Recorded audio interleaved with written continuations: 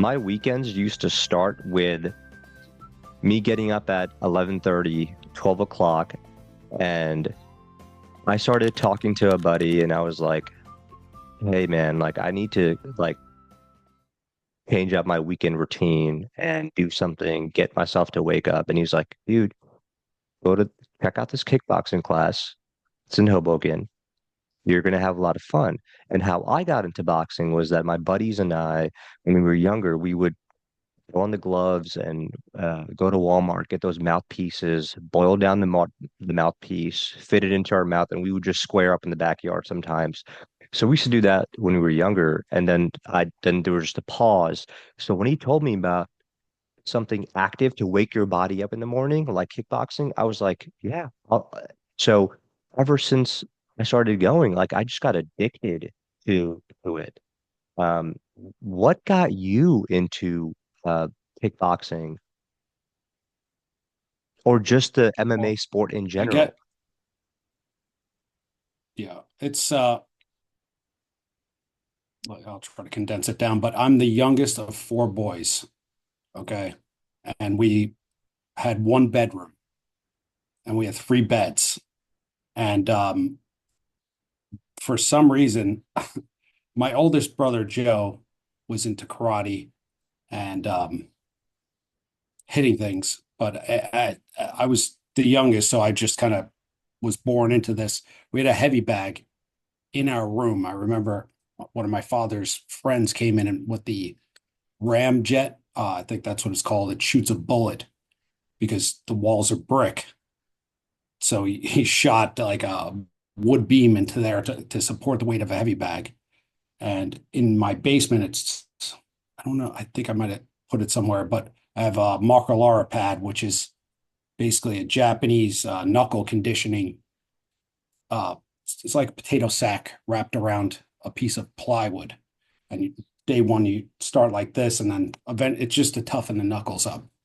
Um, You got so some it strong ass was knuckles, by the kind of, way. and yeah, my knuckles.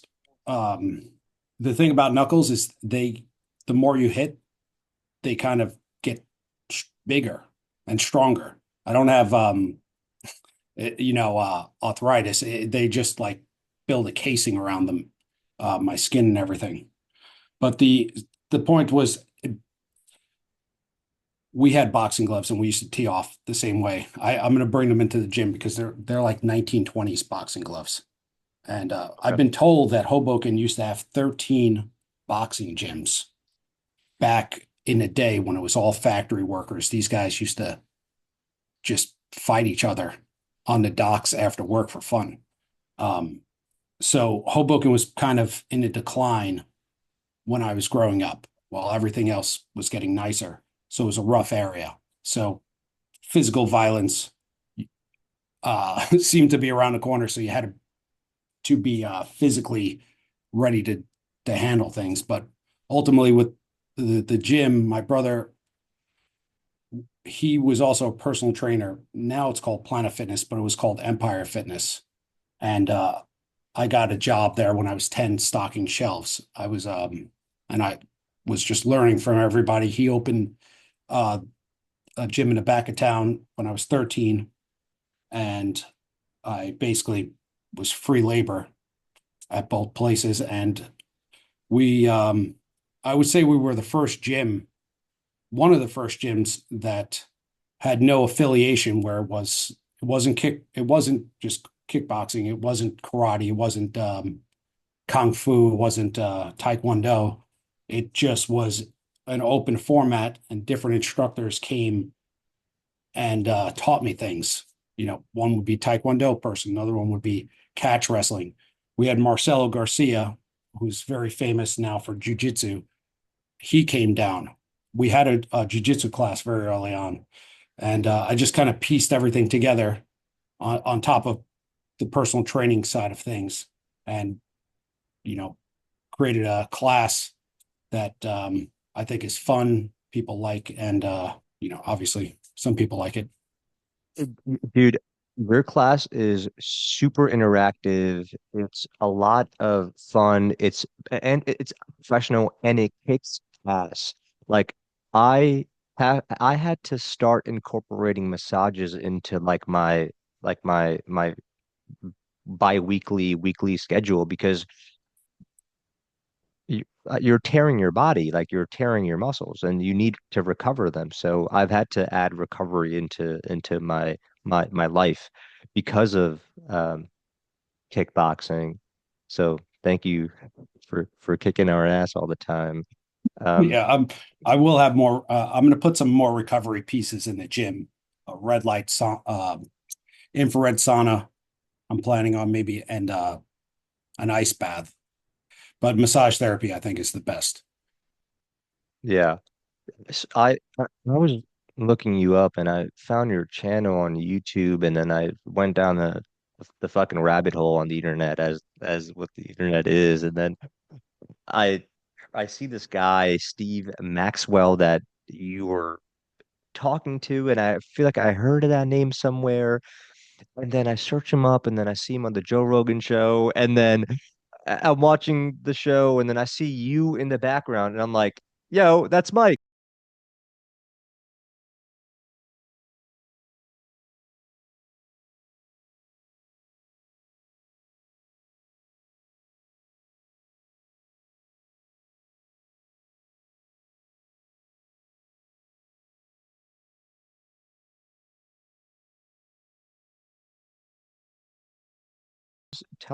Who is Steve Maxwell? What I learned just from the first few minutes is that he's a big backpacker. He travels the world just in his backpack. Is that?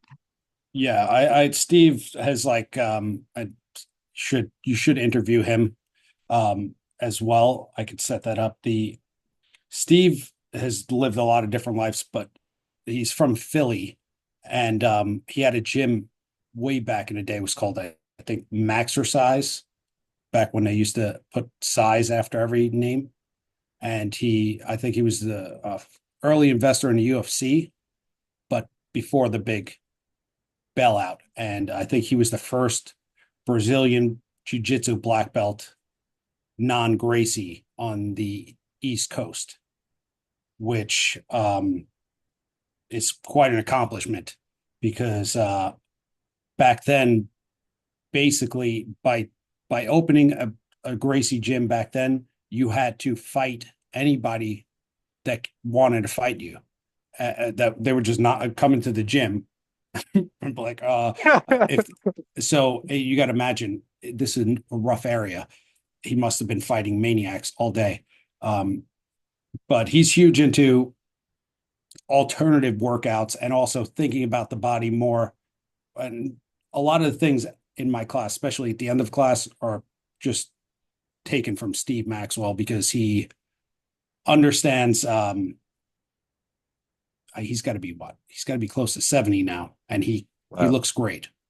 Yeah, yeah, yeah. I think he probably was like that was probably right before COVID. I think that interview. I'm not sure, but I was out in Hawaii with him for a seminar, and then we came back to California for that interview. Mhm. And he does a lot of kettlebells, the maces, the big the Russian stuff. Which Yeah. I, he what was. I what? remember. Sorry, go ahead. No, good. No, Yeah, please. I was just gonna heard. I heard him talking about isometrics at one point. Yes.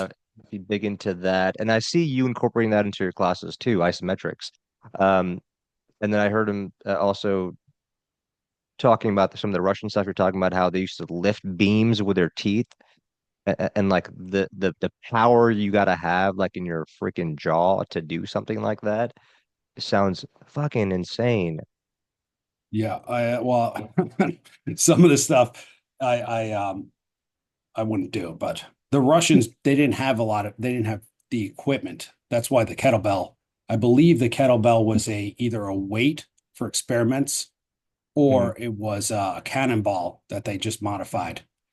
But I think because of capitalism, you get a lot of workout systems that are just nonsensical, pieced together that make no sense at all. And they'll take a fitness model and say, well, this person does it.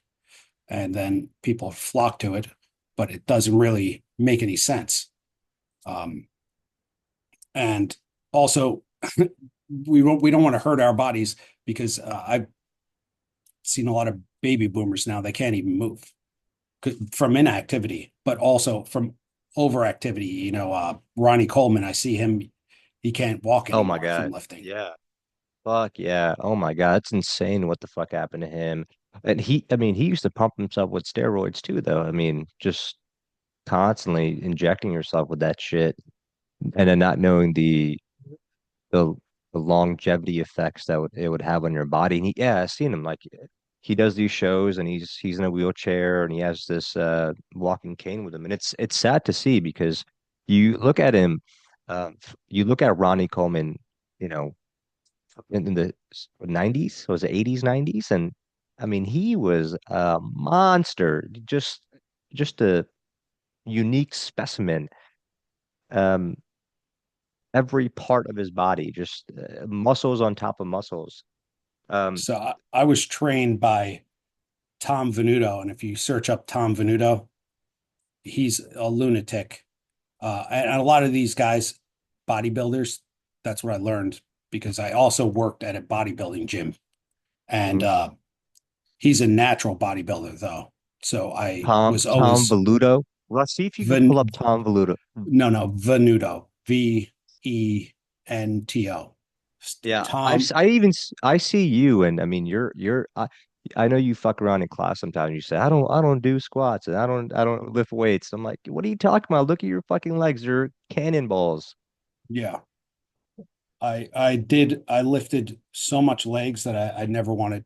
The thing about bodybuilding is it's yeah, there you go. There's Tom. So for a natural body now, guys that are not natural are like so much bigger than him. But Yeah. the diet, the nutrition, the working out um helps help me, if he was taking steroids, then I think it would be a lot harder for me to follow his advice because then you don't know if it's him or the juice. Because I know people in college, I lived with 10 guys, and one of them, they went to Cancun, he came back with steroids. And he literally took steroids and was bigger than me in a month. I couldn't believe it. Holy That's how, shit. I Yeah. mean, a lot of it is water weight, but I couldn't believe how, I didn't realize how effective they are. Have you ever taken steroids? No, I, I, I I'm, I thought I about am it. Yeah. considering TRT in 5, 10 years though. What's TRT? Well, it's a nice way to say, I guess, steroids. Well, steroids, I guess, are a classification which include anabolics, but also other stuff like asthma medication. A lot of times, you can't take it in fights because it's they classify it as a steroid. I'm not sure if that's testosterone replacement would be that Okay. particular hormone, but I'm not really 100% sure what Okay. these formulas are. But Okay. Okay. Yeah, um, I thought about taking steroids when I was younger, and there you you go. know, uh, is TRT safe? I Myths, would imagine misconceptions. What is TRT? TRT boosts testosterone was levels in men with oh, deficiency, enhancement, energy, muscle strength, mood, and lib libido for any overall improvement in well-being. Okay, is TRT safe? Yeah, it looks myth one, it makes prostate problems I'm worse, sure there's causes other prostate cancer. problems with it, Okay. Yeah, but yeah, that's and you cool. probably have to take. But when you're like, if you're like 65, um, it really depends on how you feel and how your recovery is. But I would say you probably shouldn't mess with your natural body because you don't Yeah, know what's going to happen. right, right. And God forbid something. I mean, what's the point if you? I don't want to get any. When I was growing up, they told me that you get brain cancer from steroids and that they were all going to die. And apparently this guy Lyle Alzado was a football player, had a Hmm. brain tumor, and he told everybody it was because of steroids. But I don't think it is now because Arnold Schwarzenegger and Stallone are still going. And Yeah. Stallone, he looks good. He's got to be 90 years old, this guy.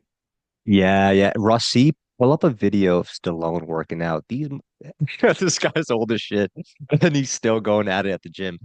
Probably that guy that said he had brain cancer because of or brain damage because of steroids. It's he probably wasn't realizing he was getting concussed, getting hit in the head as a Yes. football player. Um, So, I mean, there was a big push against it. I remember even Congress was talking about it when I was in high school because all the baseball players were just uh, hitting home runs nonstop. And I don't know why Congress is like, we need to talk about this, but apparently these things work really well. And mhm. the question is, are they safe? They should be tested, and we Yeah. should probably, but they're such a dangerous classification. I think they're as classified as dangerous as any other drug, street drug. So I don't know if scientists are spending a lot of time studying it. Mhm. But hormones dictate the system. That's what I'm constantly talking about in class. Because there's another good name I'll throw out there, Gary Taubes. I'll try to find that interview I did with him, um, who's a journalist, but he wrote a book, Why We Get Fat. And I think it's one of the most complete books from, 1890 to today of any of the scientific information we have. He lays out a case of basically sugars um, Yeah. are the main problem, but are almost never talked about. And the reason is because it stimulates your insulin production, and It's insulin, though, that really makes the difference.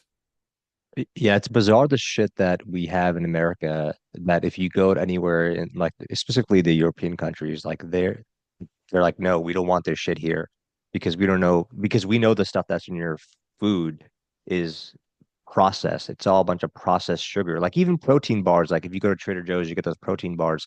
And I used to love them. I forget what they're called. They're like these West, they advertise them as like these healthy protein bars, but like when you and they do have a lot of protein in them, but if you also look at the added sugar, it's like 56% added sugar. It's like, oh my God, you know, it kind of defeats the purpose of getting all that protein in because you're consuming all this processed sugar. So what I try to practice, my wife and is natural foods, like just natural, healthy, simple foods. Um, and obviously living in the city, that stuff like that could get expensive.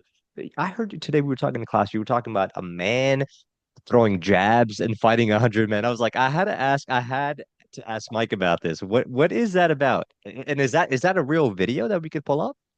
yes, if you could find it, type in one man army.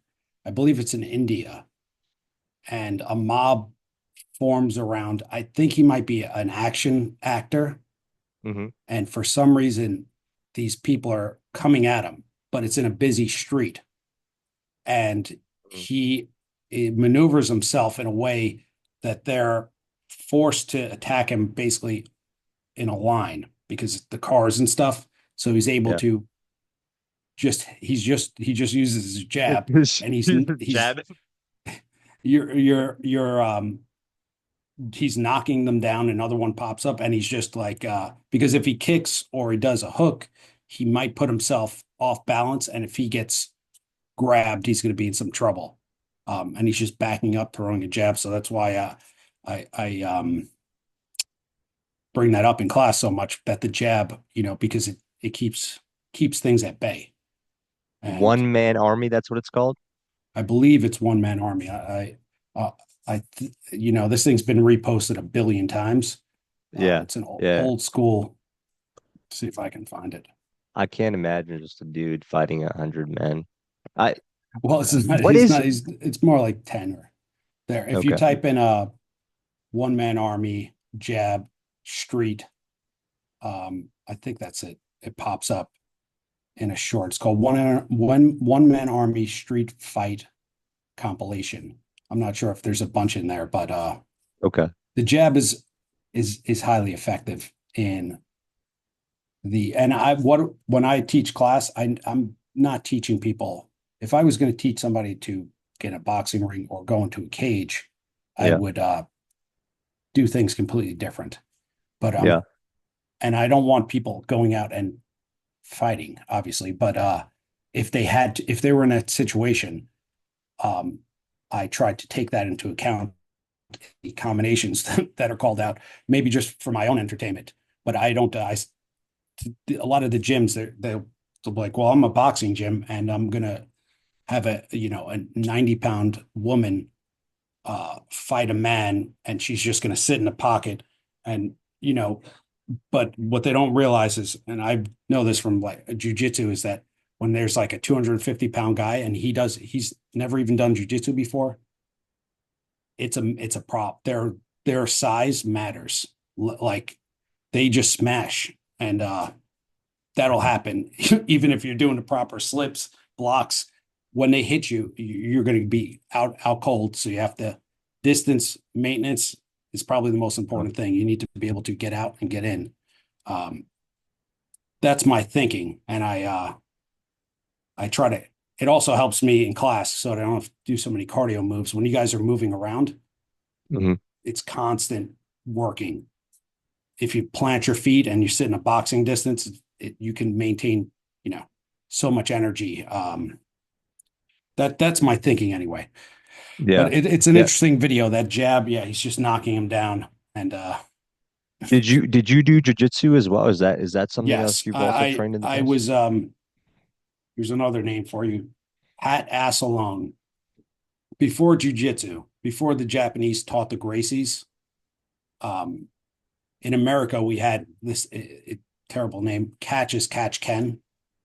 It's catch wrestling. Before wrestling, I guess it was real before it was fake.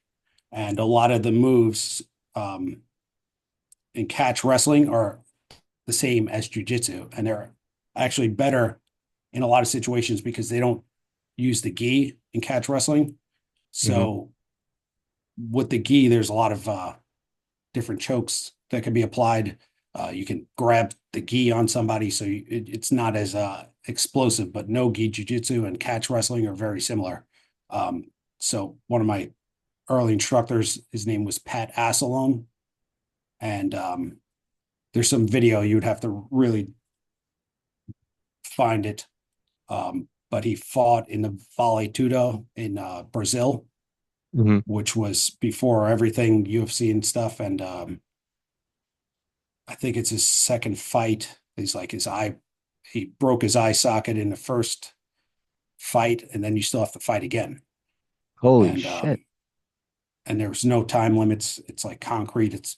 I don't know why he was doing it, but They're he fighting was the on one. concrete. It's not mats. No mats, no mats. I Oh don't my know God. what was happening. You watch this video, like, and he was one wise ones. He was like, "Listen, don't ever do this. You'll never make any money, and you'll receive a lot of bodily punishment." And I took that to heart, I guess. But anytime I do jujitsu, it you need the right people because it's so easy to get injured. To be honest, even with the gi on, you know. Yeah. Yeah. And just gi, that's the uniform they wear, right? The gi where when you're grabbing your opponent, you're kind of grabbing them by the collar almost, right? Yes, Yeah, I did a little bit of jujitsu in college, and that was a lot of fun. It's a great way to learn self-defense. I would agree. Yes, it's definitely good. I would see with the gi, it has positives and negatives, but I think you got to just get the right gym and right people. But yeah, I And haven't done it in a long time now.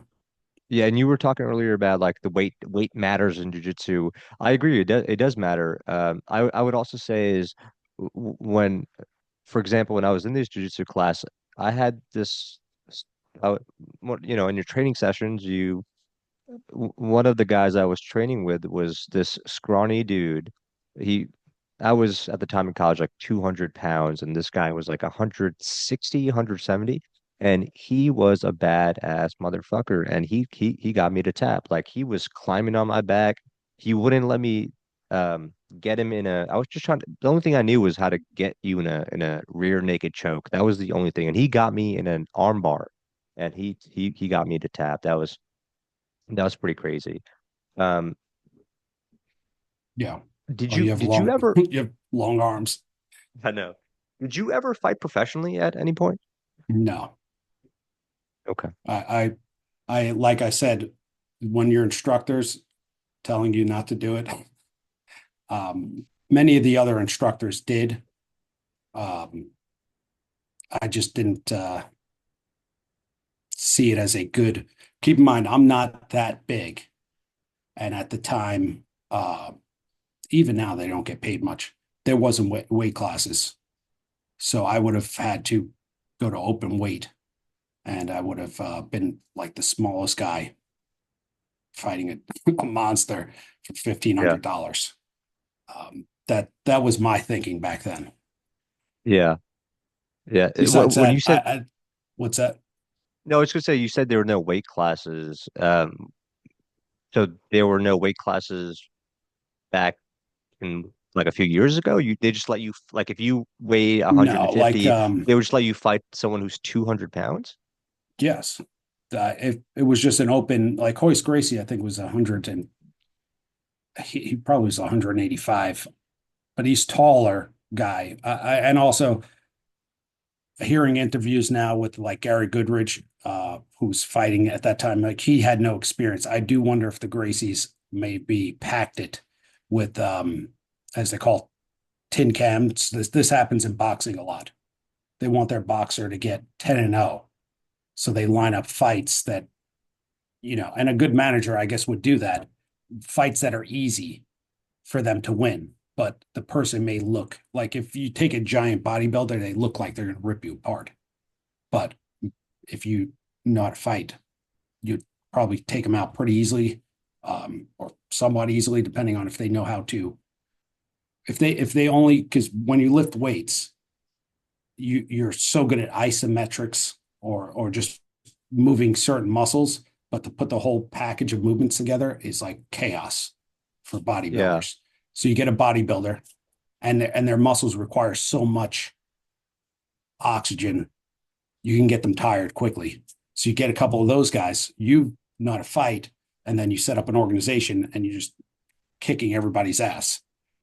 This happens all the time, especially in boxing, but I would imagine in any fighting league where you're trying to make a lot of money. And there's, I don't know how I got off on a tangent, but that's the real fight game. And there's all types of shenanigans that go on. But just like bodybuilding, it never interested me to do these competitions.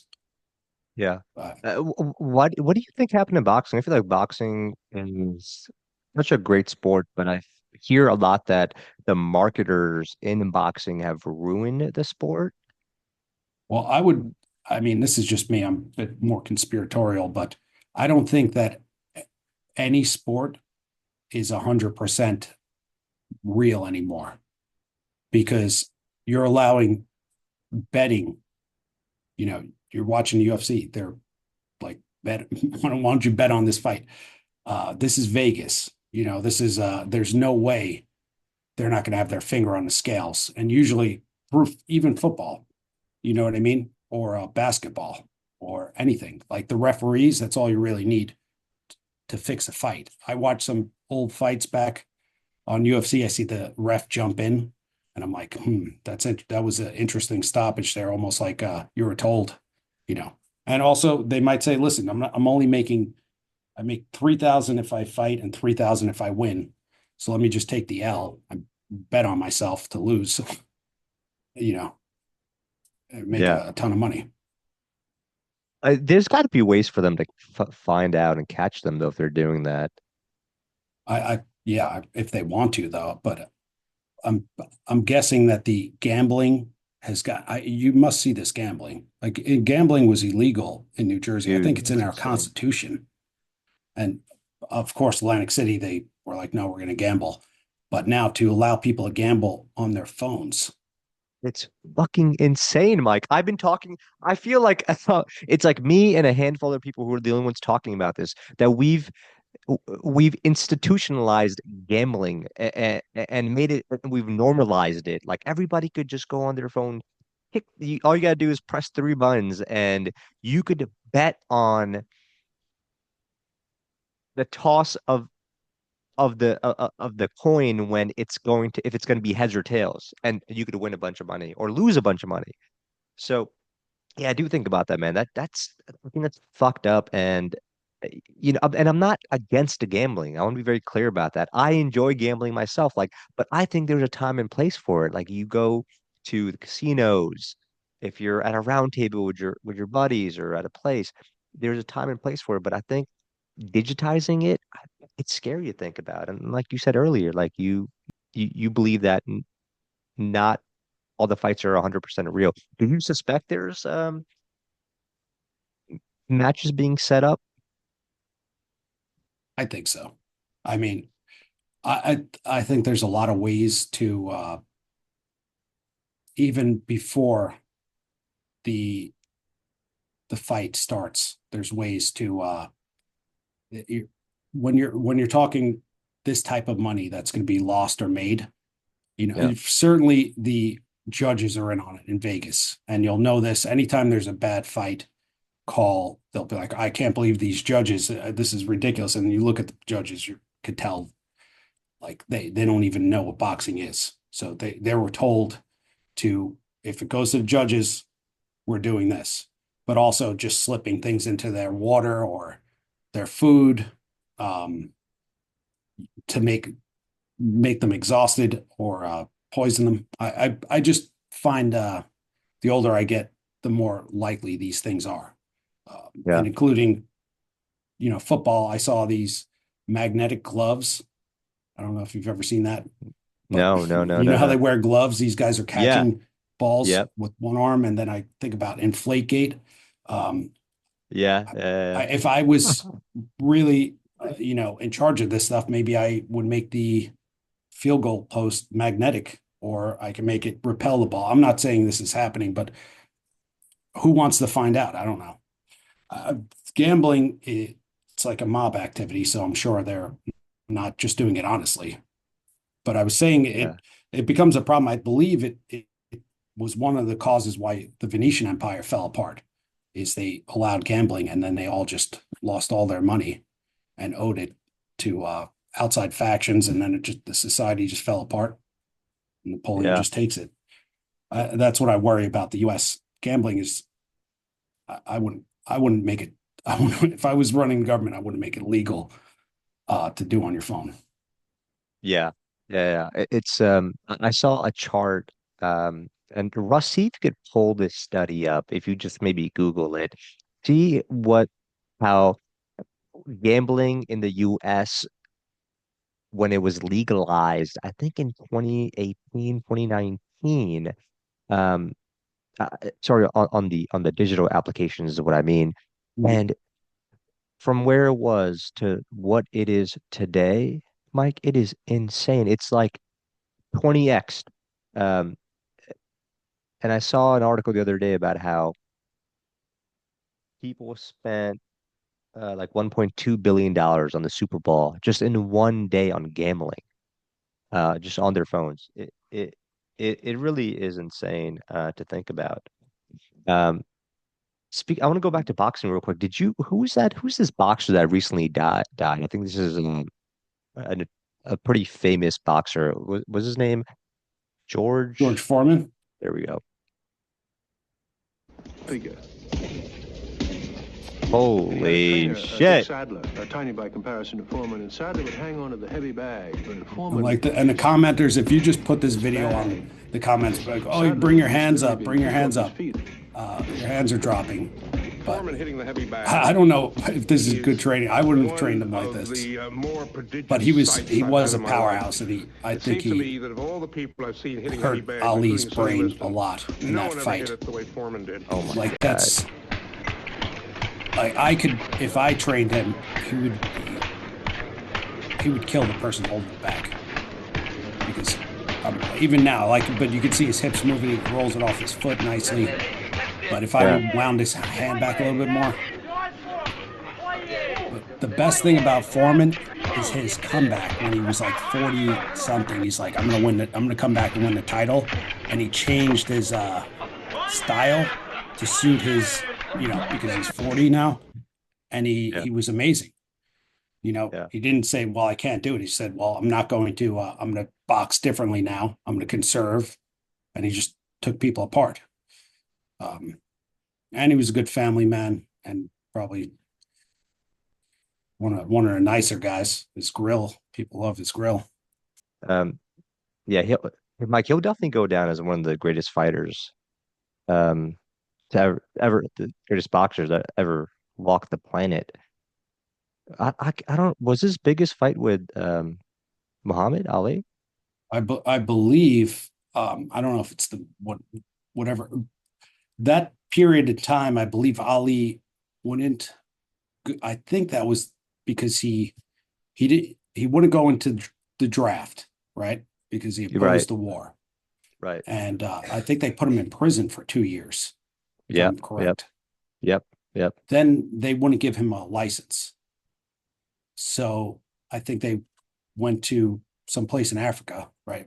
Maybe was it Africa? Um, so he fought him down there, and it looked like that he said he was doing the rope a dope. I guess that was his strategy, but you're taking a lot of punishment. And Ali's a big guy too, but Foreman was hitting his body with those shots. It I don't know how Ali won, but he was extremely clever. Um, but I guess that's a good fight for Ali. I would if I was Ali's manager, I would want a huge ring so we could run away from Foreman as much as possible, get him tired, chasing us down.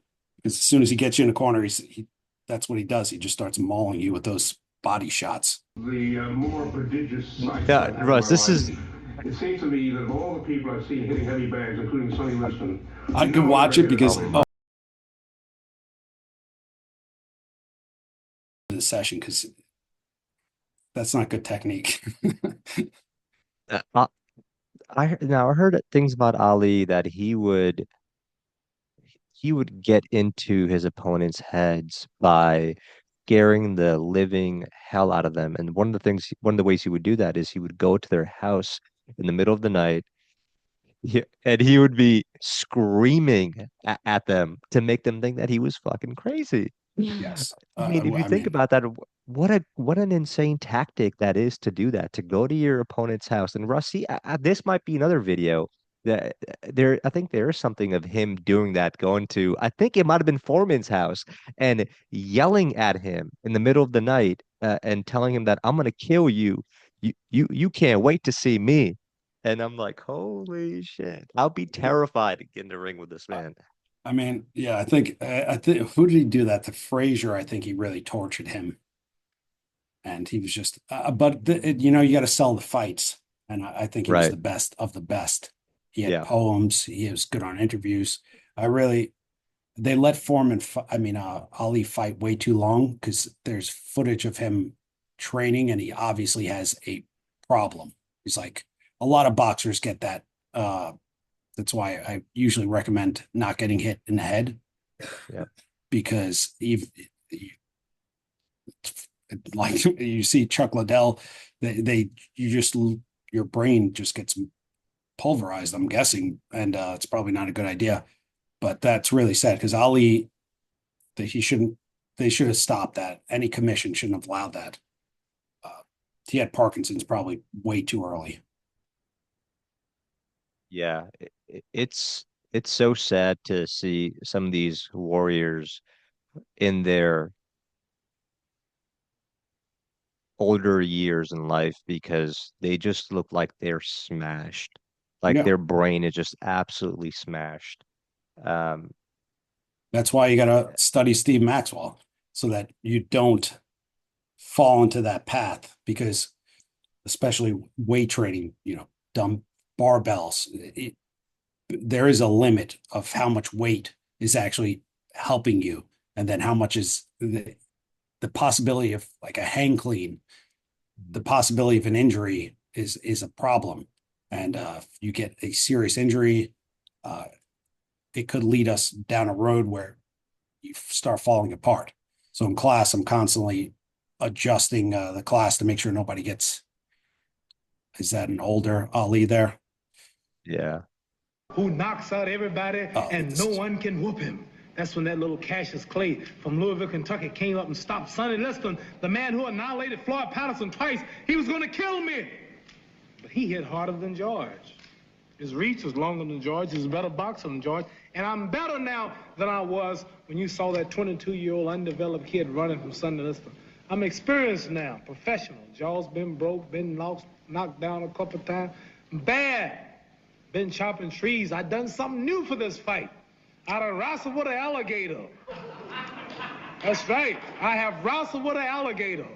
I done tussled with a whale. I done handcuffed lightning, throw thunder in jail. That's bad. Only last week, I murdered a rock, injured a stone, hospitalized a brick. I'm so mean, I make medicine sick. Man, dude. Bad. Fast. Fast. Fast. Last night, I cut the light off my bedroom, hit the switch, was in the bed before the room was dark. Incredible. Fast. Incredible. And you, George Foreman, all of you chumps are gonna bow when I whoop him. All of you. I know you got him. I know you got him picked, but the man's in trouble. I'm gonna show you how great I am. That's a bad that's man. great. Yeah. He my dad really admired him. And I think one of the reasons he admired him because he was someone who was principled in his beliefs.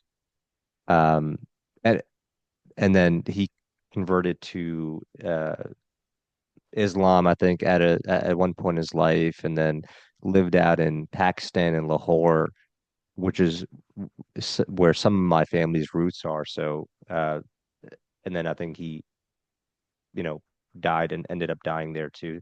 Um, Going back to boxing really quick and the referees, dude, how important it is for referees to stop a fight when they know that I feel like every second matters because I've seen fights where I feel like the ref should have stopped it. Like it's clearly it's very clear that this person is done, and every second matters. Where if you're letting them get pound in the face or elbowed in the head, like you got to stop that fight. How critical is that? Well, yeah, it's a tough call because they also have to, they don't want to stop it too early, but Yeah. I would probably be the one doing it too early rather than taking an extra shot.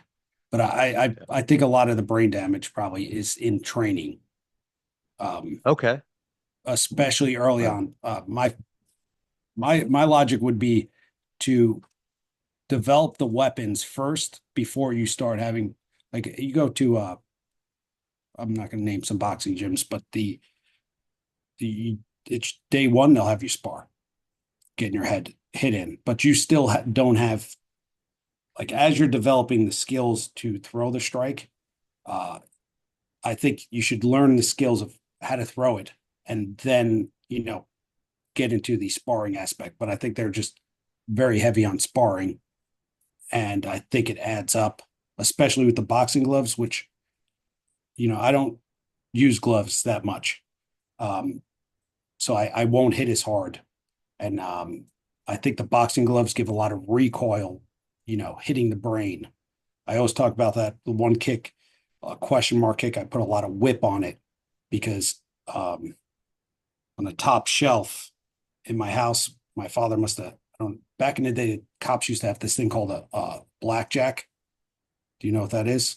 is that a it's a nightstick, pretty much? No, it was a piece of steel, very flexible, with a piece of lead hooked onto the top, encased in leather. And they just used to hit people in the head and just knock them out because Shit. the brain squashes around in there. And in karate, they always will say, they'll hit with the tiger claw to the Mhm. head, because if you punch hard to hard, it doesn't work. You have to punch like cushion to hard, works better than hard to hard, because it Mhm. reverberates the head. The same reason why you want to hit the jaw, because it'll shake the brain around. But that those repeated, it's cushioned up, even with headgear on. I think it probably adds more vibration to the brain, because I heard you can get a CT just from like riding around a jet ski, constantly hitting that constant vibration or Yeah. recoil Yeah. being put into the brain.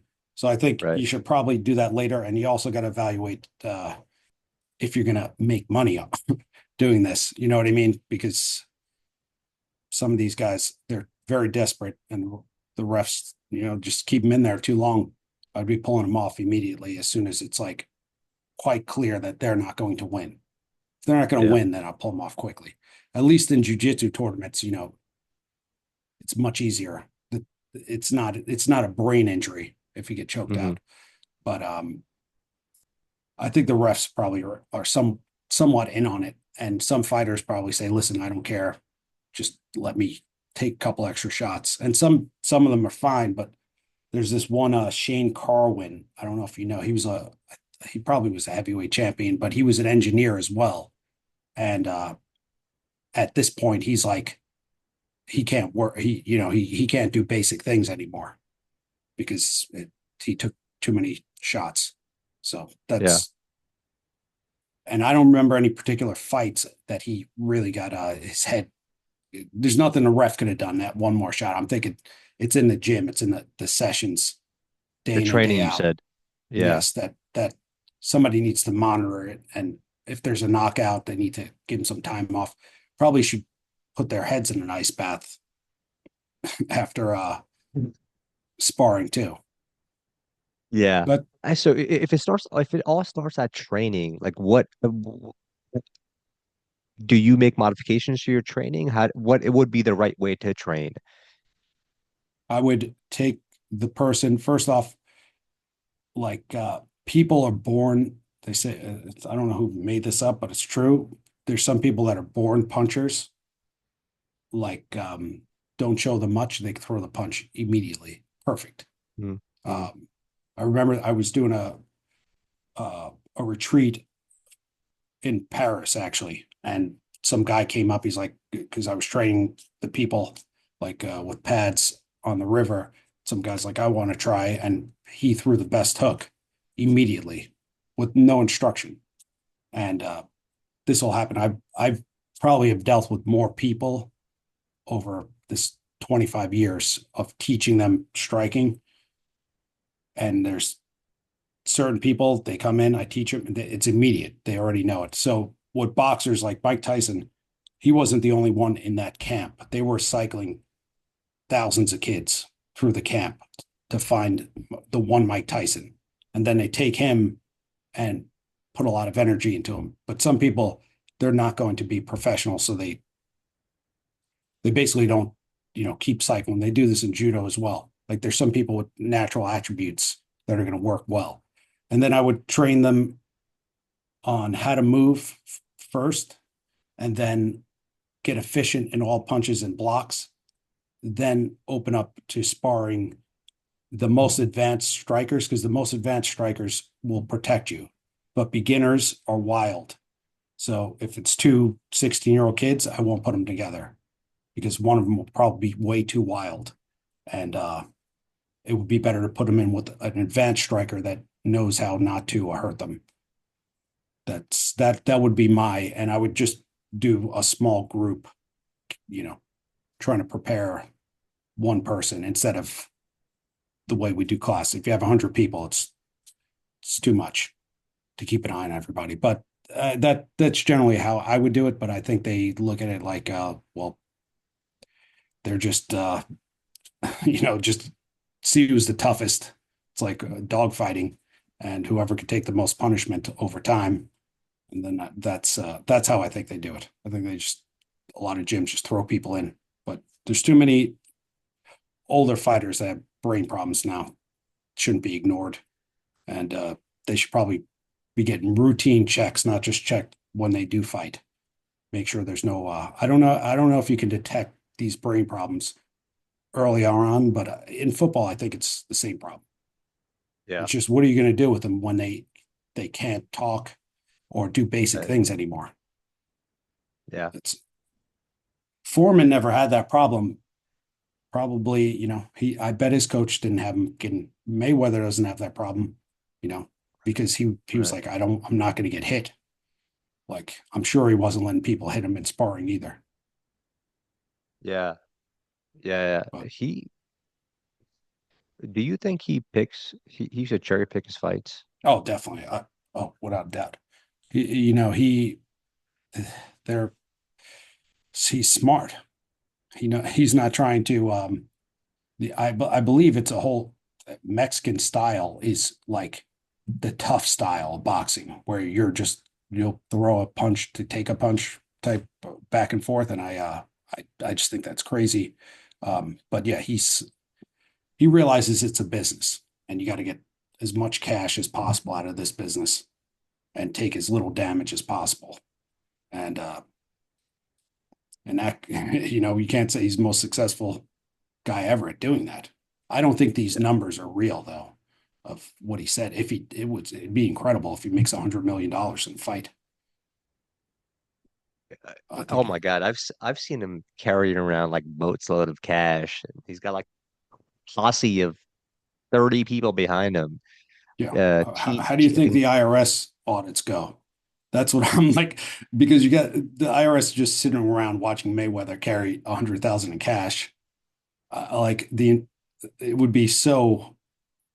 They're going to go after him, but he must have a good accountant because I don't think he's been audited.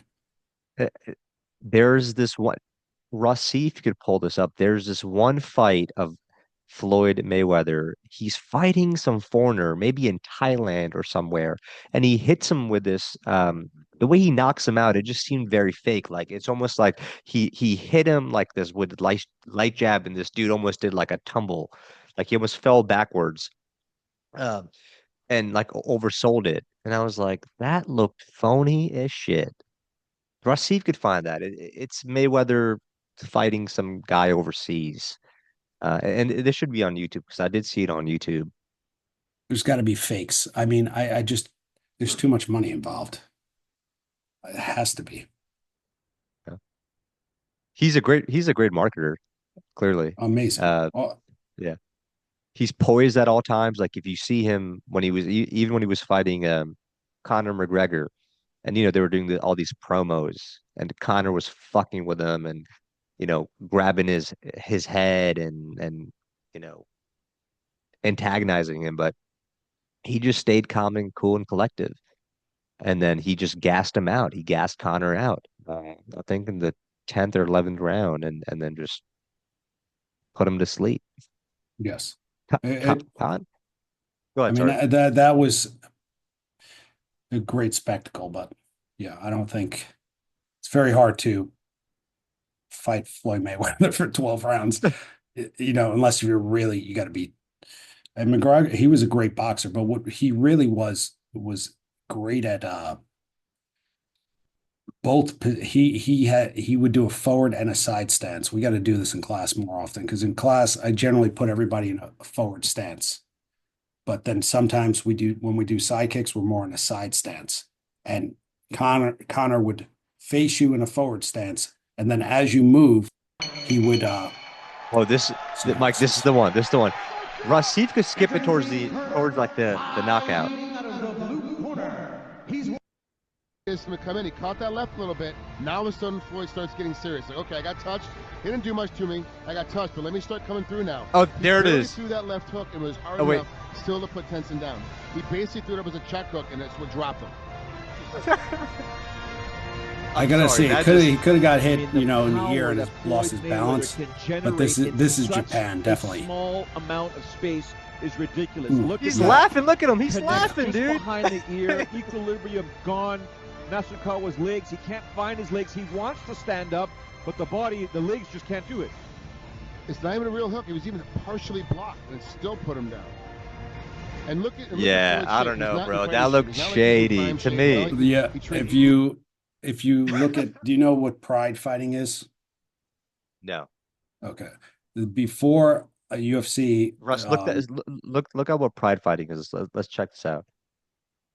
yeah, you're gonna see before the UFC, the big league, they're bigger.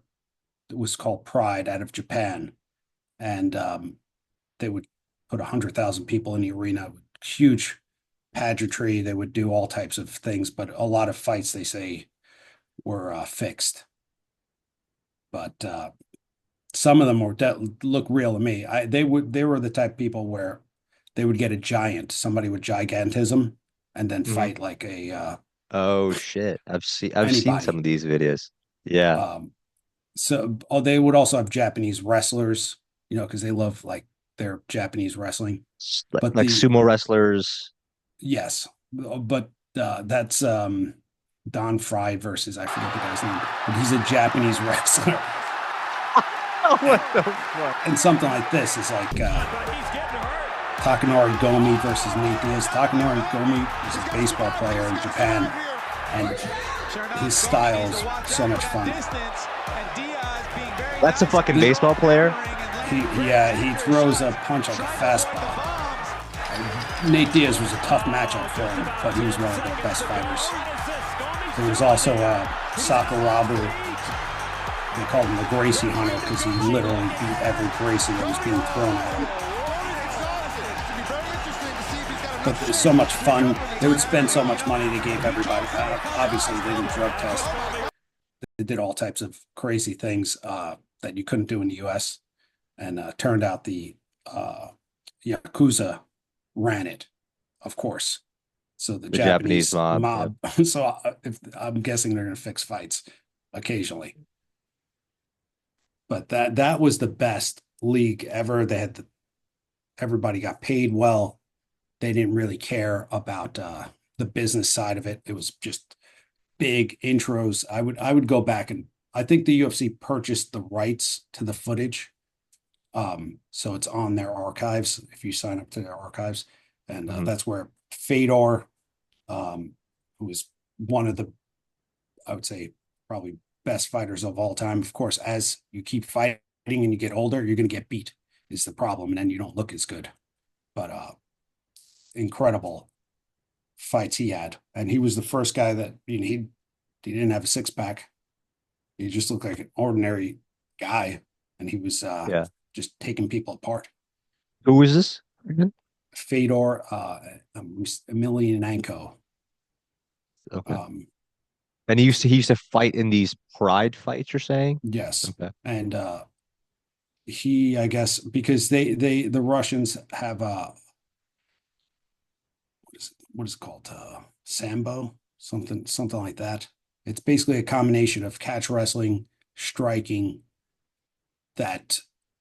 So at the time it was Brazilian Jiu-Jitsu. Not everybody knew it, and if you got in there, it's like there's these fighters, the Nogueira brothers, and they would everybody they would submit, and they would be fresh because you had to fight 3 times that night. So the first fight you get through, if you took a lot of damage, you got to go again. So being a striker is not a good idea because you're getting so much damage. Yeah. The Nogueira brothers just choked the guy out, and now he's fresh as a daisy fighting you. And Fedor was unfazed by arm bars and all this because it was kind of magical. Brazilian, you didn't even know what they were doing. And he just, got into guard, which is a dangerous position if the guy is a high-level black belt and he's just winging punches. You're like, what are you doing, Fedor? You're going to get armbarred. But he's like, no, don't worry. We've been working on this since we're little. And that's where they got their reputation. Russians are good because there's not a lot of BS in their training. If it doesn't work, they just stop doing it. And those are professional wrestlers. No Garo, if that's what you're looking up. But this is stuff so obscure. You know what I mean? Nobody's really going to know about those. But that league is a lot more fun. You'll see some faces you might know, but these are also how I learned. I watched their training videos. I try to incorporate all of this stuff into classes, to be honest with you. What works, what doesn't work. I try to implement it in class as much as possible. Yeah. It's fun. Right. But I don't take too serious of approach to it because I think it was Jocko Willings really opened my mind about it. He's a high level black belt out of San Diego, like a Navy SEAL type guy, gigantic. He's like telling everybody they have to have a firearm. I'm like, why? You're like a lethal weapon. He's like, yes. It's like, obviously you need a firearm, especially if you're a small woman. I guess it's a little more dangerous in San Diego. I thought it was not as dangerous, but that open. I was like, yes, firearms are more dangerous than my hands.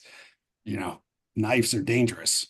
So you can't just trying to be a lethal weapon all the time is exhausting. So that's the conclusion I came to after hearing something like that. I think it's good. It's a good fitness activity when people enjoy it. And I always use that example. If coal mining burns more calories than, kickboxing, but it's not fun, so you're not going to do it.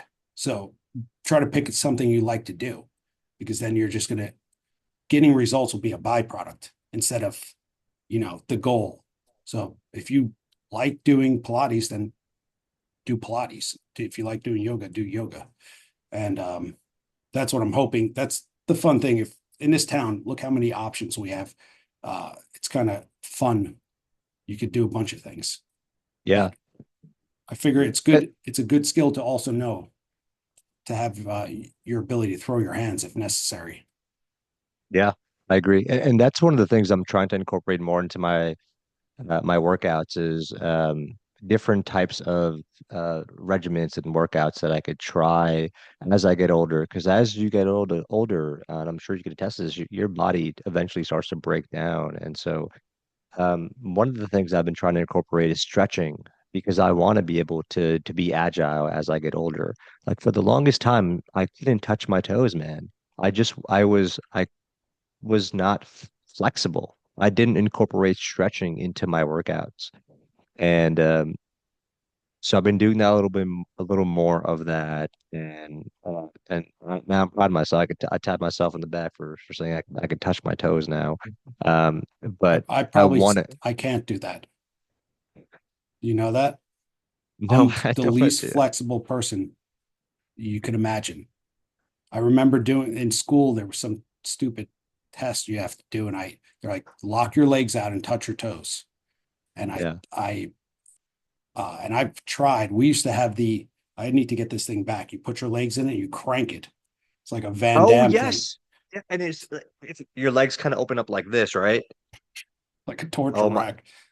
Dude, some guy I used to play basketball with, he was like, let me try this out. And so, dude, I swear to God, I could maybe go like 30, 40 degrees, and he would try, and he, because he did it often, he was able to really get that stretch his legs out.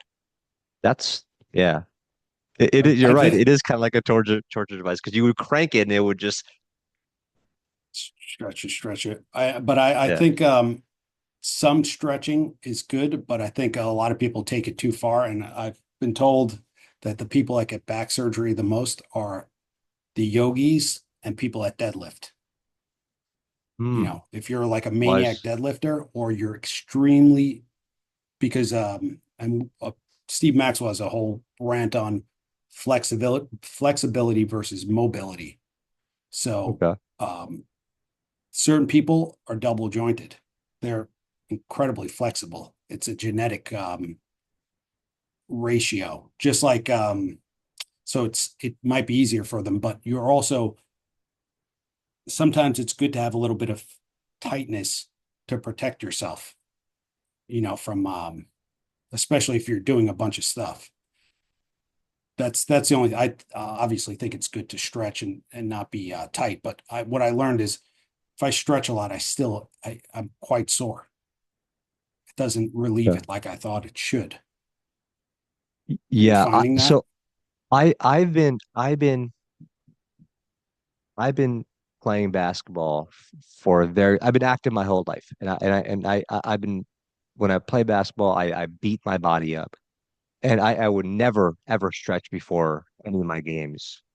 Um, and I've never had like any major injuries. Um, so yeah, I mean, I think you make a good point in terms of saying that you could be a bit more sore after you stretch. But is it just like you kind of, opening up your muscles? Could that also be it? Yeah, I just, maybe I'm thinking from yoga, like some people are pushing it to the limit. Like Hmm. they put their bodies in in some tough spots, and I think that anything, everything in moderation, I guess. But if you're constantly putting your body in ridiculous spots, and it's not, because your body's set up for certain things, it'll, if you're tall, obviously basketball, but certain things might be a lot easier for you than me with a shorter frame. Like bench press is probably easier for me than you, right? Pull-ups is probably easier for you than me. Um, the way the muscle belly is, how short or long each limb is it factors into play. Like swimming probably is gonna be better for you than me. Um, so the body's probably set up for certain things better than others. And I think maybe people take it to the extreme, especially yogis, because they really get they don't there's no limit. They'll keep pushing themselves to like fold themselves in half. Yeah. Oh, there you go. I've heard But I wrecking do my I body do with the yoga. Is that true? Many aspiring yogis have been worried about the question ever since the New York Times ran a feature in 2012 suggesting that yoga can ruin your back in rare situations, even kill you. Okay, I interesting. mean, I think it's actually a good system, but you'll notice nobody after a while complains about their back in my class, and that's mainly because of the end. Those are all Steve Maxwell movements, mobility movements. Um, I think sitting probably is more dangerous than doing yoga for your back as well. Just sitting, especially fixating in front of the computer too long, Hmm. Yeah. your body's tight. Hmm. Uh, but everything in moderation. I wouldn't say don't do yoga because somebody died. I don't. Is that true? Somebody died doing yoga? I don't know that it's from Vox News. I don't Yeah, know. their head fell off. I mean, that would be pretty crazy. No, I could see that actually. If you're doing hot yoga and you get dehydrated, perhaps you could die from My that. uncle, my uncle teaches or used to teach Bikram yoga, which is Mhm. hot yoga. Like you go in a room that's 105 degrees and you're in there for an hour, hour and a half, and you're doing all these crazy positions of Bikram yoga. Bikram, Um, that guy. Do you know about him or no? yeah, he's fucking insane. He the he's so nutty that, and I respect it because he is able to. He says ridiculous stuff, but the funniest thing is there's some documentary, like a hit piece documentary on him, because he was doing a couple things that he probably shouldn't have. Yeah, Um, he was having all these sexual affairs with, I think, his students. I think but the that most was the hit heinous piece. thing he did, in my opinion, which is also the most funny thing, is he's making them all, they're in hot yoga class. He's got a couch, like a real comfortable couch, and he's got a HVA system pump of cool air on him. And he's just sitting up there yelling at them. And I couldn't believe it. It because in class I try to work. You know what I mean? I feel like obligated to put as much energy as I can into the class to get the most, so everybody has the best. And then I watch that and I'm like, what am I doing wrong? This guy's yelling at people. They're like, he's repeating it's the same movements.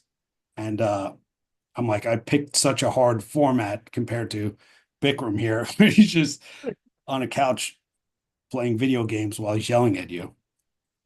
I realized maybe I'm working too hard in class, but it's good. I like to put the energy out there. People, for context, for people who made new, just taking a kickboxing class in general is hard as fuck. But to be teaching a kickboxing class while you're doing the motions and instructing, it is even much more difficult. So definitely hats off to you for doing that, because that is a challenge for sure. What do you what do you see people struggling the most when they come to your class? What is it that they're Uh, trying to work on? I well, there's a lot of things. I mean, what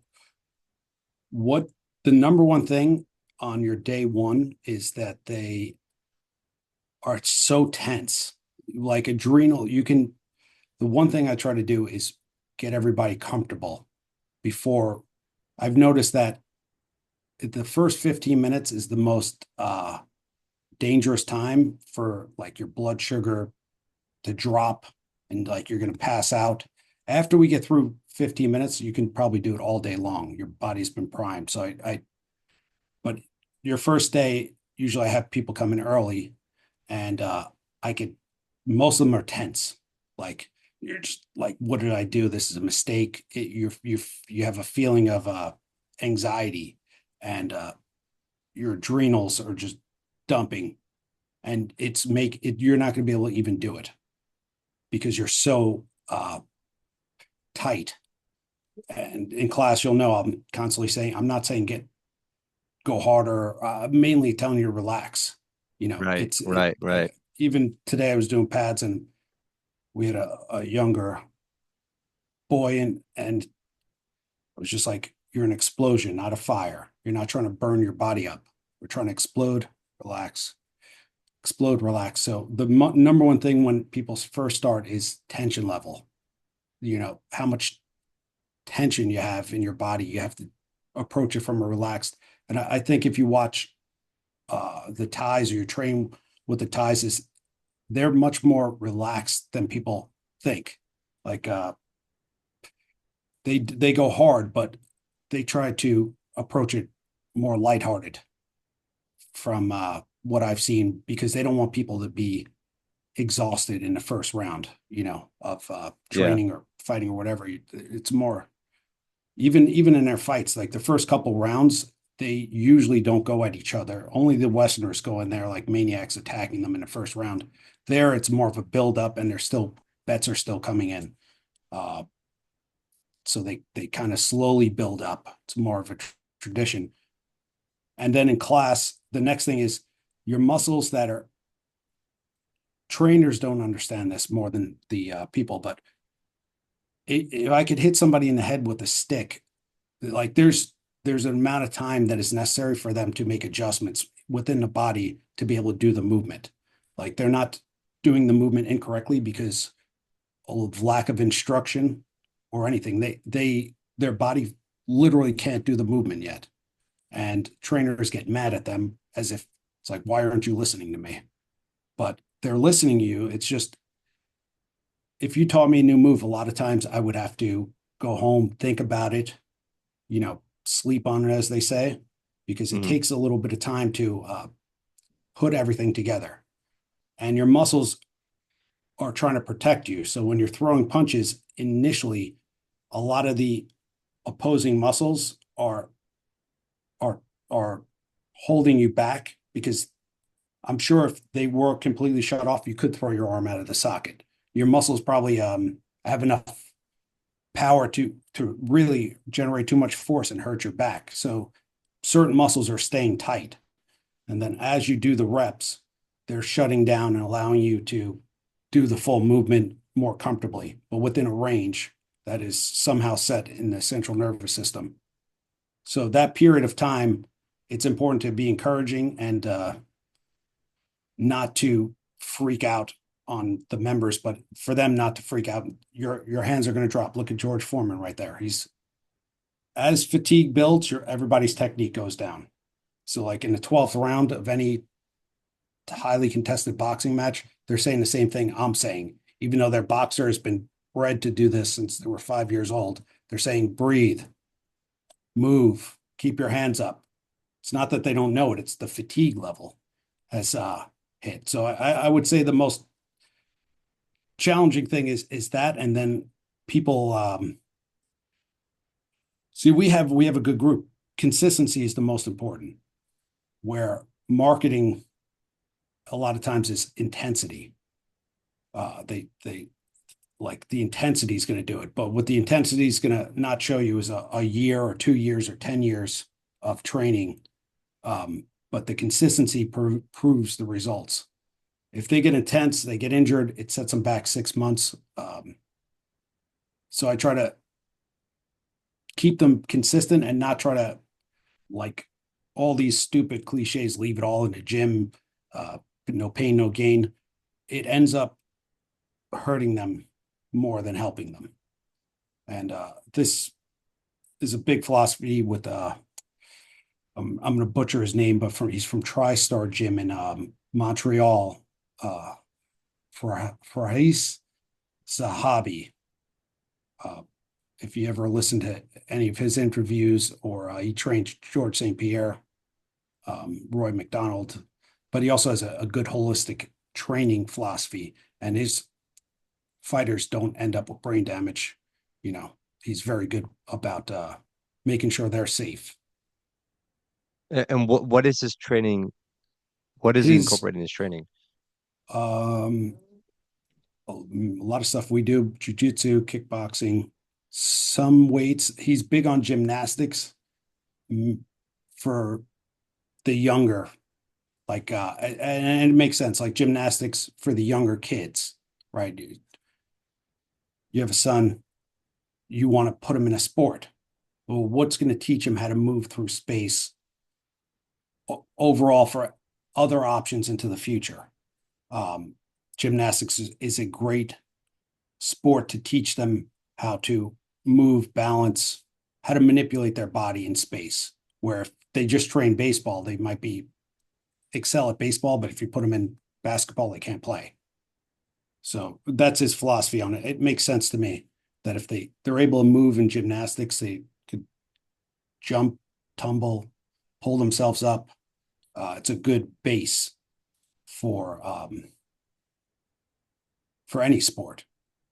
So it's a general philosophy, but there are other, I guess, opinions on that. But I would say he's probably right on that. That's quite a good idea to put them in gymnastics. Yeah, and going back to your philosophy and how you teach classes, no, I really do love that. Like you say, I mean, even the most simple things. You say, take a break, get some water, let your body recover. You say, you know, you've done more than enough. Um, these are all like positive affirmations uh to your students that are in Yeah, your class. you've stumbled on my other hobby, which is NLP, Neuro-Linguistic Programming. Do you Tell know me what that about that. is? I'm assuming it's some sort Yeah, of well, like a positive affirmation, something to do with that. Words have being playing a role. yes. If I tell you throw a jab, or if I say explode into the jab, like you're a machine gun, your hands are machine guns, like visualizations, words impact everything for people. And Yeah. $1 billion have been spent on different words affecting, and I use the example toned. Women here, they want toned arms. But if it was the 1920s, and it would have no meaning to them, toned, it mean get drunk or something. But they have toned, so everything that's been, all the visualizations, everything they've seen, it builds a picture in their mind. So in class, some of the worst coaches I've seen are like professional boxers, because they'll be like, all right, jab cross, do it. And because they know how to do it, but they don't know how to motivate somebody that's slightly unmotivated, or because we have a big class, so everybody, there's different levels, but I want everybody to be running on all cylinders. So I use persuasive words, and there's books on NLP, and like the psychological operations unit put out a manual from the U.S. military, and you can't believe, how helpful that's been to me for getting people to do the movements, or push a little bit harder at the right times and make them feel good about it too. Because I want everybody to go home feeling good. And sometimes that's a matter of somebody has low confidence. They might do a great workout and still feel bad. So I realize that if I tell them that they did well, they'll actually come back up to me and after class say, I feel good. I did well. And have that in their mind instead of a question of, did I do well? It just, I think it helps to be more positive in class and to hear positive things. I even think that's more valuable than a workout for some people. I couldn't agree with you more. That's 100.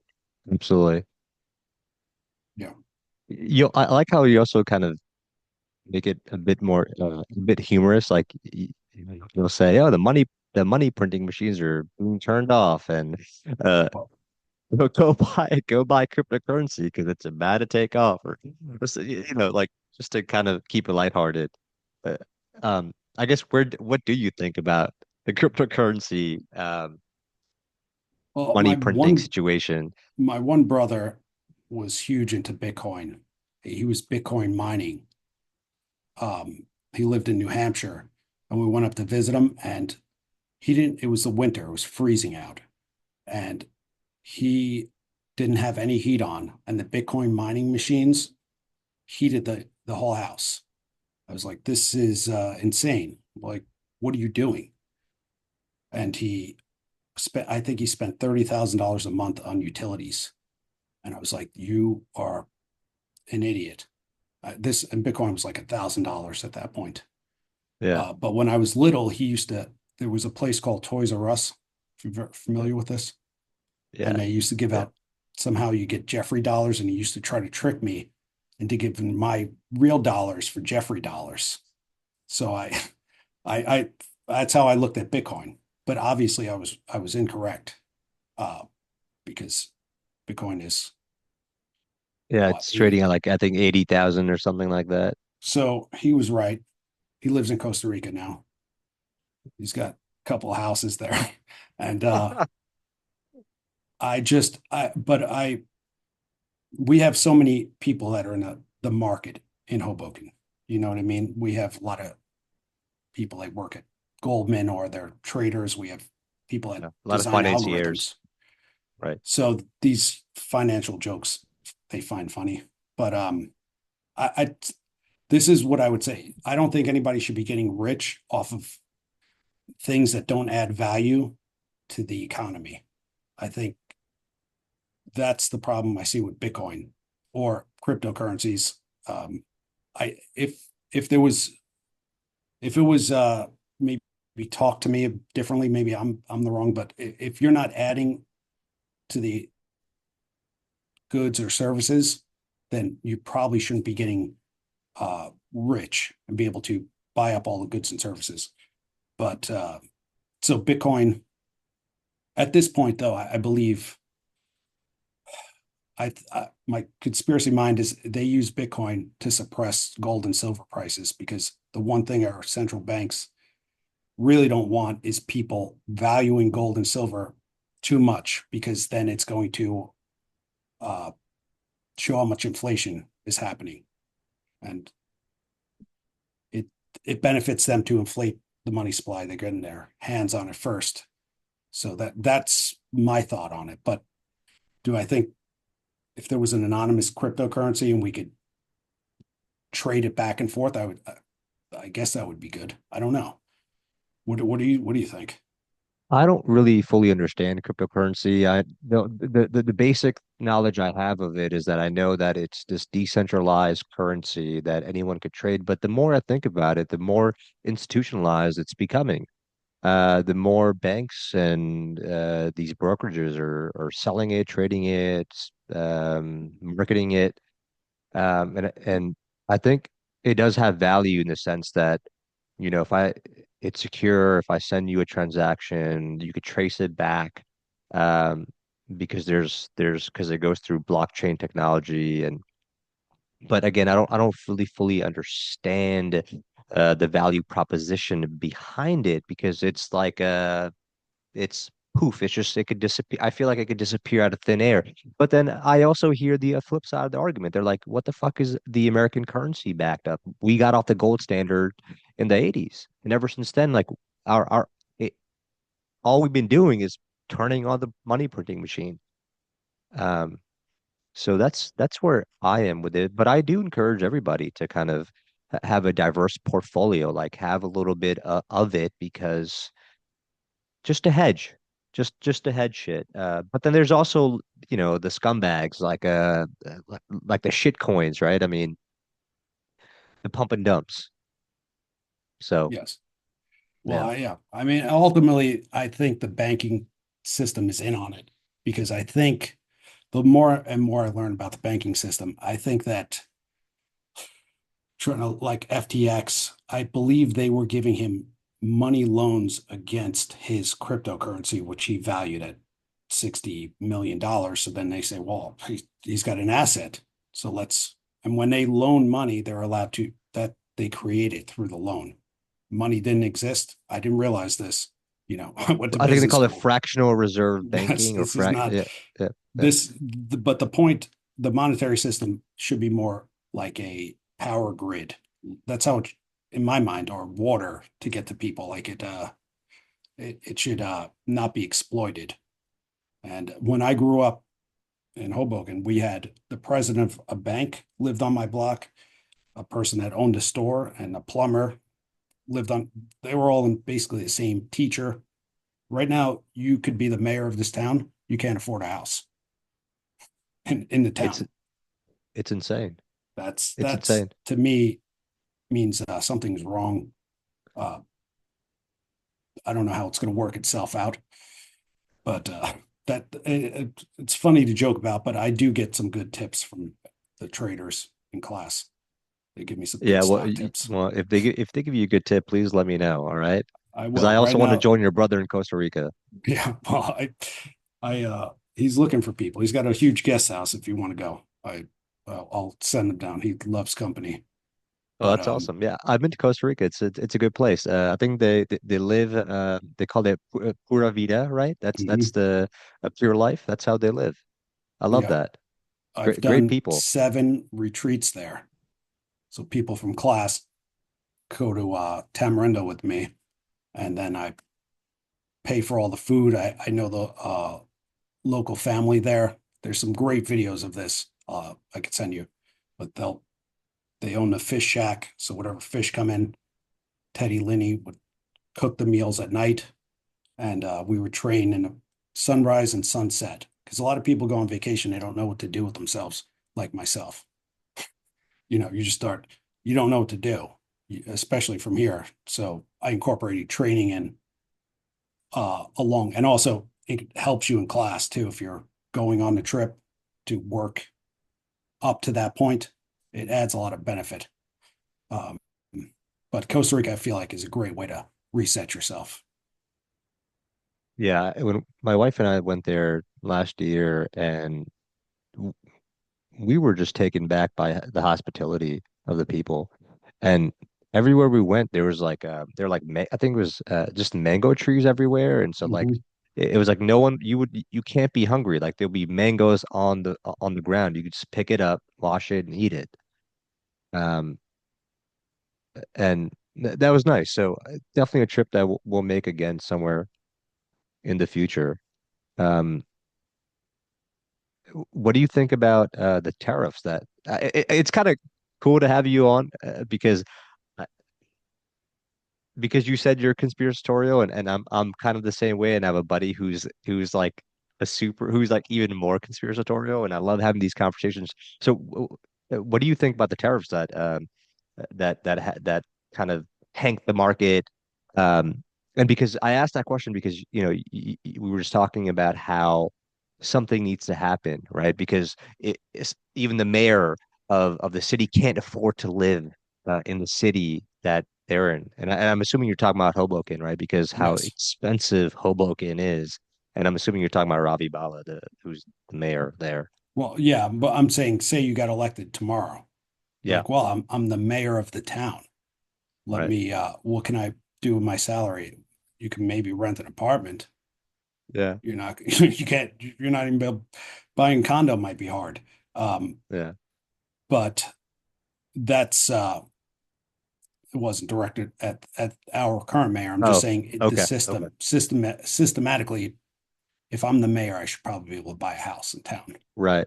But Right. to your point, there's something really is wrong in our financial system. Like the housing prices have continued to skyrocket, where now the average price of a house, I think it's like $500,000 in America. Um, if we continue in this rate, it's like, are we gonna just pay 20 bucks for coffee? Yeah. Are we It's the are like Cantillon how do you effect. Do you know who that is? It was a economist. no There's an essay on this. But no when inflation happens, whoever touches the money first wins. So it benefits financial industries, insurance, banking, politicians first. By the time it gets down to you or, you know, people in the middle of the country, it's already too yeah late. Uh, Even for the gyms, when I worked at Empire, our membership was $79 a month. So our membership barely has doubled. That was in the 90s. yeah So we can't raise prices as fast as they're printing cash. So the thing with the tariffs or the market, what a lot of times they want a narrative when things happen. We have a natural, I think, 7 years debt cycle that comes due, and normally we have a recession, and that takes out all the zombie companies. Because right. especially during COVID, I think it was LA I Fitness. love that you're going there because that's exactly where my mindset is too. There's so much malinvestment within the market. Sorry. Yeah, no, there. I think one of our competitors, LA Fitness, got a $100 million loan or bailout, forgivable loan from the from the Federal Reserve, and that's because a lot of those big gyms will borrow against their future memberships.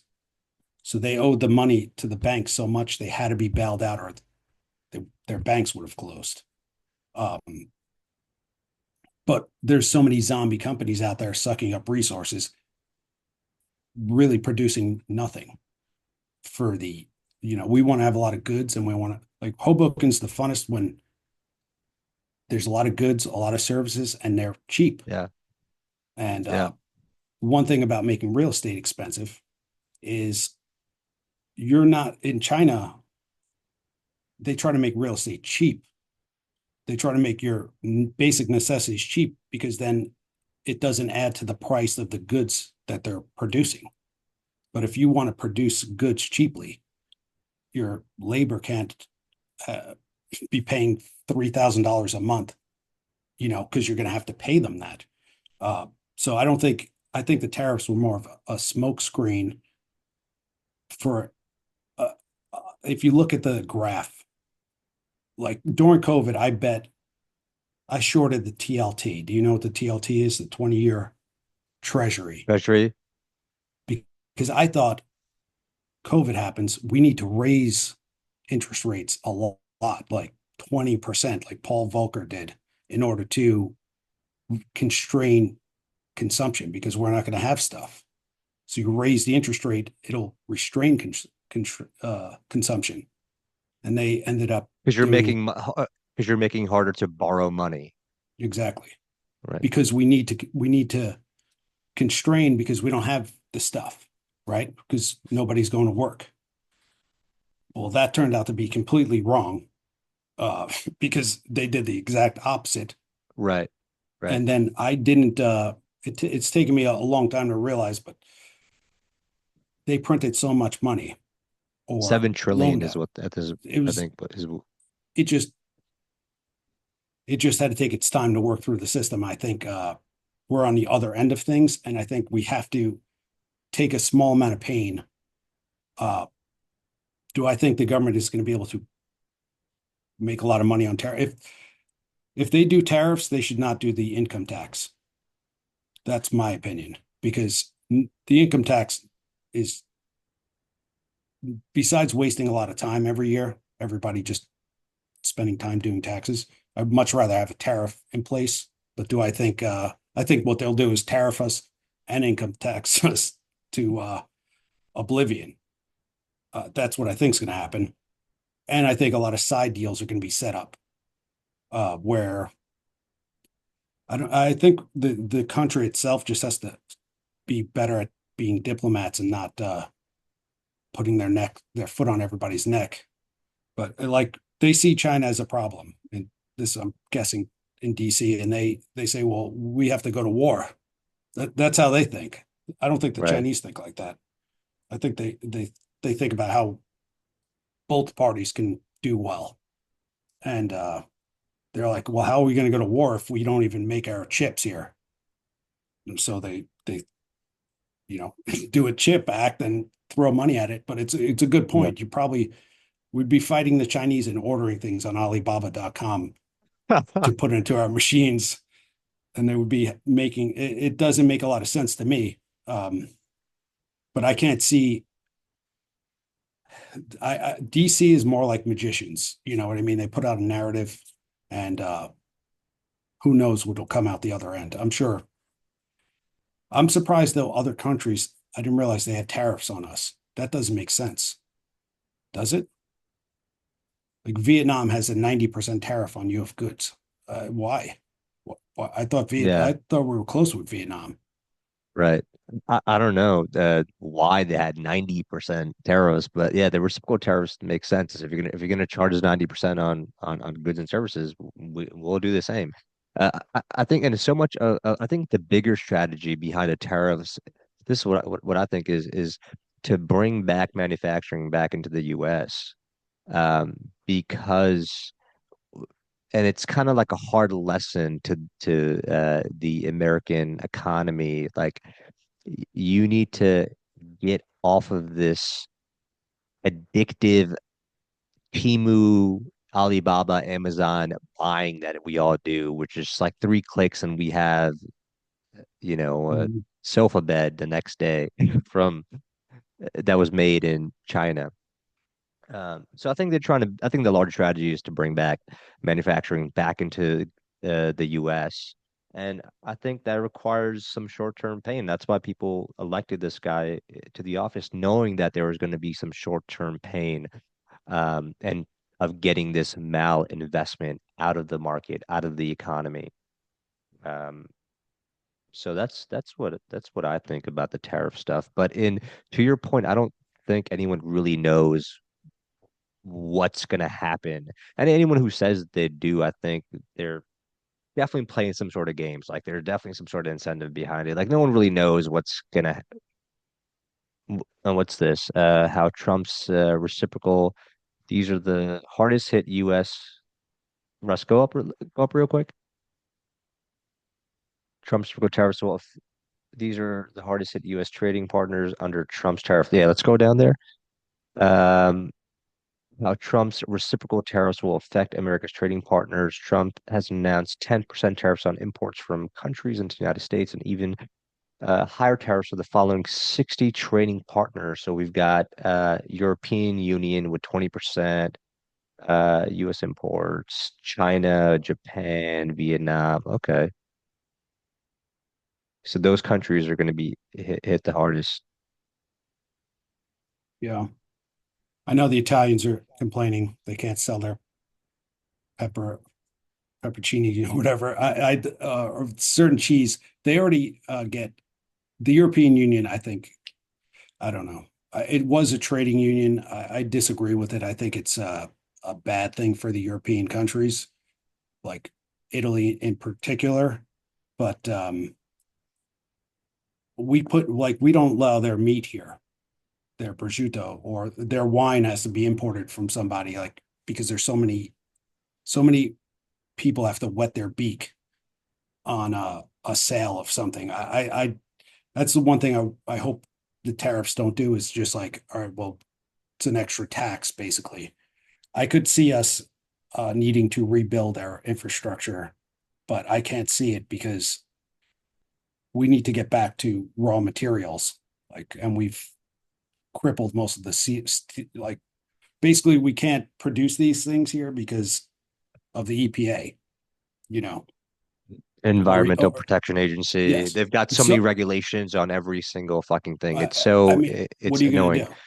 Could you, Yeah. and it's the worst thing about this is America just squandered everything. And I think the Chinese they look at our mistakes. Like, huge mistake was doing NAFTA, right? Which was, my wife's family's from Rochester, New York. Okay.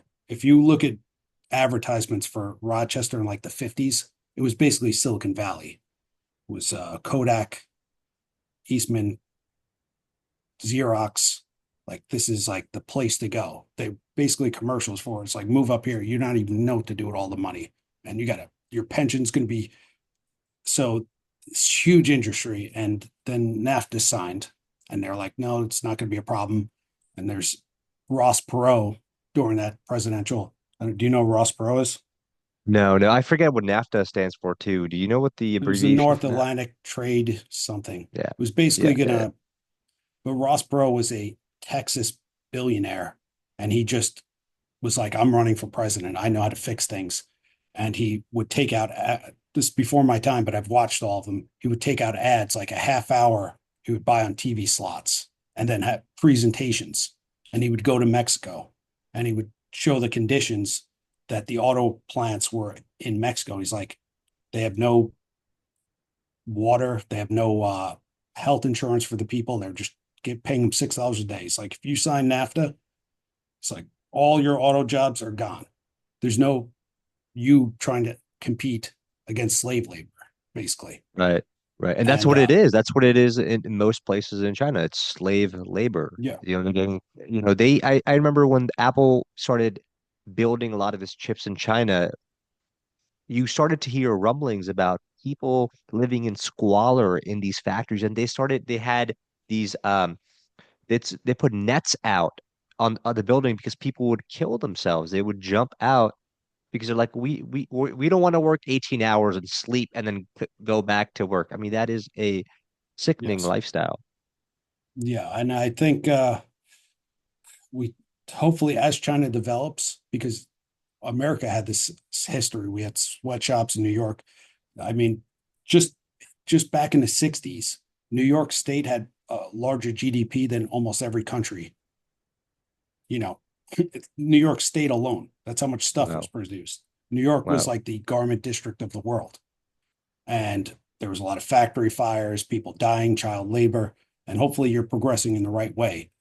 But Yeah. I don't know how you're going to compete uh, in certain I don't know. It's such a big problem. I teach kickboxing classes, but like I also don't think we can. The Japanese build cars better than us. They just. I watch their factory. I have a Forerunner, and when I buy a washing machine or something, I investigate things like you can't believe. Like, I watch everything. I've looked at every automaker. I watch their factories. I see how in Japan they have them like warming up. Their workers are warming up with like I forget what they call it, Tai Chi, before the day starts. It's Like, amazing. and if you don't put that screw in right, and they check with the little ruler, it's like you're shaming their whole family is being shamed if they mess this up. I I, I don't think certain countries are going to do things better than we are going to do it. So I think we can cooperate in that case. I think they're doing the tariffs to throw China off, but we also both have two declining populations. So Oh my it's God, going to be that's a a little, whole different conversation about the uh, the birth rate decline in the U.S.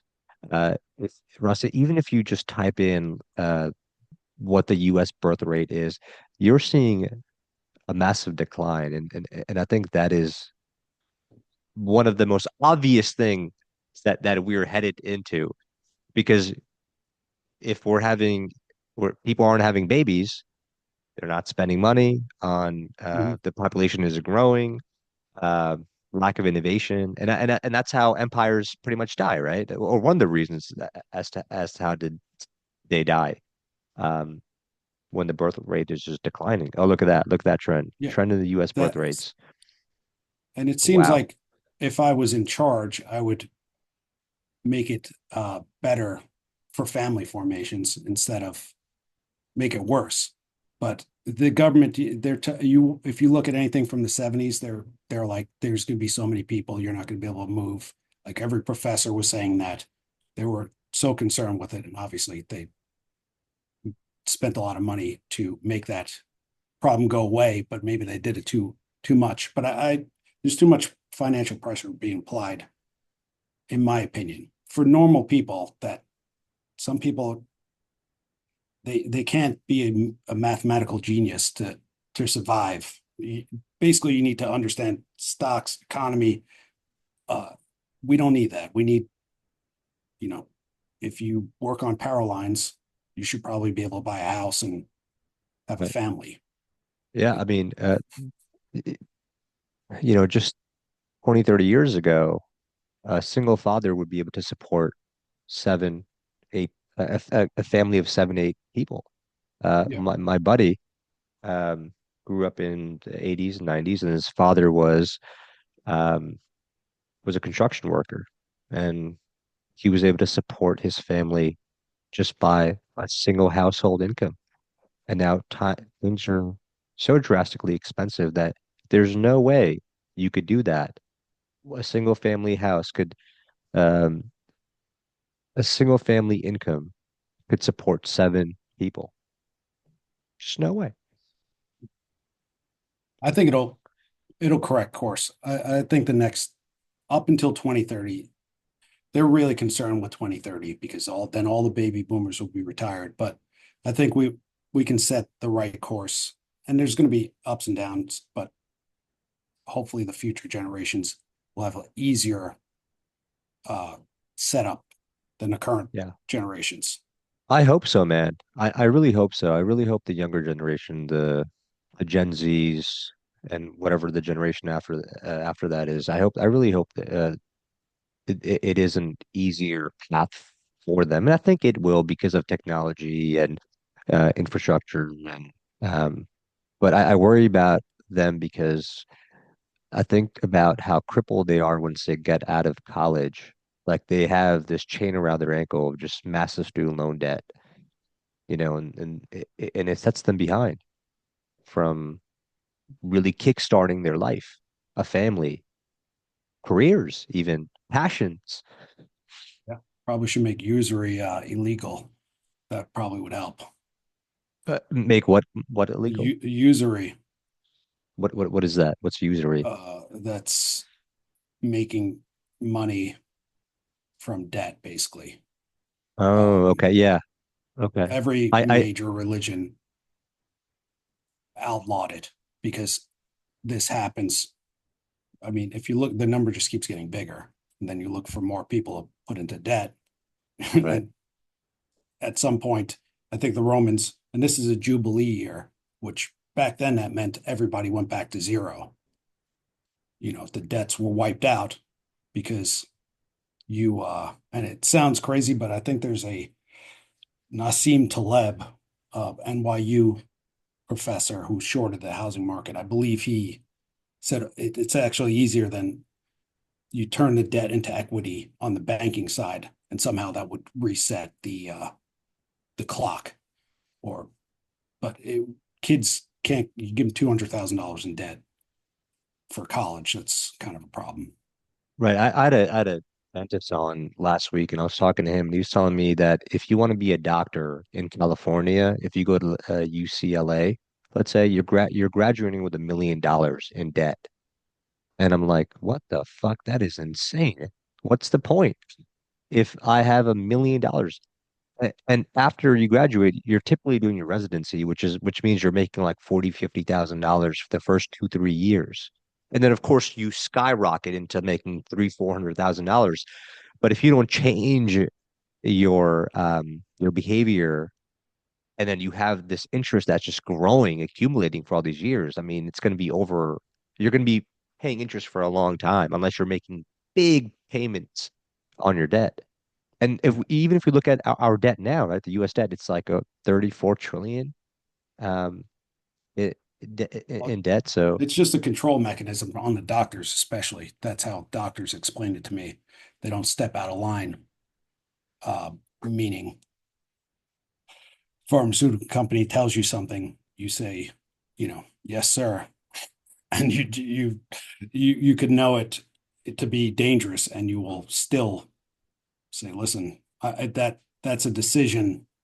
It constrains them. Honestly, you want a doctor that has no constraints and will say whatever they believe, yeah, which I think the older generation of doctors actually had that ability. yeah, Now I think they're saying this is a problem. Like I believe a lot of doctors are probably psychopaths. I believe that's statistically true, or surgeons at least. And if they need to take a first class trip to Milan, they might you might walk in and they might do exploratory heart surgery just to run up a bill. I don't put that past them, because you're already putting them under so much financial pressure that they're like, well, I'm just going to have to, do whatever. yeah. What's the average American debt by age? 18 to 29, 69 billion total average. Okay, 12,000, 30 to 39, 26,000, 40 to 49, 27,000. Wow. Surprising to see people in their 70s and older still are in debt of $10,000. Yeah. I, that doesn't, I mean, I wonder how they calculate that. I'll have to take a look into it. If they calculate your mortgage in there, then it's got to be much higher, but maybe a lot of them don't have mortgages. But Yeah, I guess hopefully not at that age. yeah, you would hope they paid it off. In the South, if your door is red, that means you paid it off. Oh They yeah? would Is it? paint their doors red if you because it wasn't looked at as an eternal. Uh, but I try to do the opposite, where I'm trying not to take on debt. But apparently that's stupid, because you're trying you need to use the debt in this inflationary environment. But principally, I think you shouldn't be taking on debt. But I guess I'm gonna have to learn the correct way to It do it. it definitely has its pros and cons. I think in times it does make sense to take on debt. Like for example, if you're a student and you want to be an engineer and you want to go to school, I think it's fine. Uh, where I think it becomes tricky is when you're leveraging debt for assets, and what if there's a downturn and now you have all these assets that turn into liabilities because you can't make payments on them, and then you have this revolving door of this debt that you also need to pay off. Um, yeah, um, definitely interesting. Well, Mike, yeah, it's been a pleasure, man. I really appreciate you coming on, man. This was Cover a a lot lot of of fun. topics. Yeah, and that's what I love, honestly. Like this is I'm not sure if you got a chance to see my one pager, but I send a one pager to all the people I asked to come on, just so they know that it's a banter between two people, and they could start it somewhere and they could end complete somewhere different. But as long as you're having fun, and I always also tell the guests, like, this is their creative space as much as it is mine, so feel free to take it anywhere as long as you feel comfortable talking about that conversation. but Well, you were and out. You we'll were do a lot another of episode fun. to go deeper into any topics you like. Yeah, I this like. was a lot of fun, and you're a wealth of knowledge for sure. Well, Thank you. Appreciate your time, guys. Thank you for everything. See you, Mike. Peace.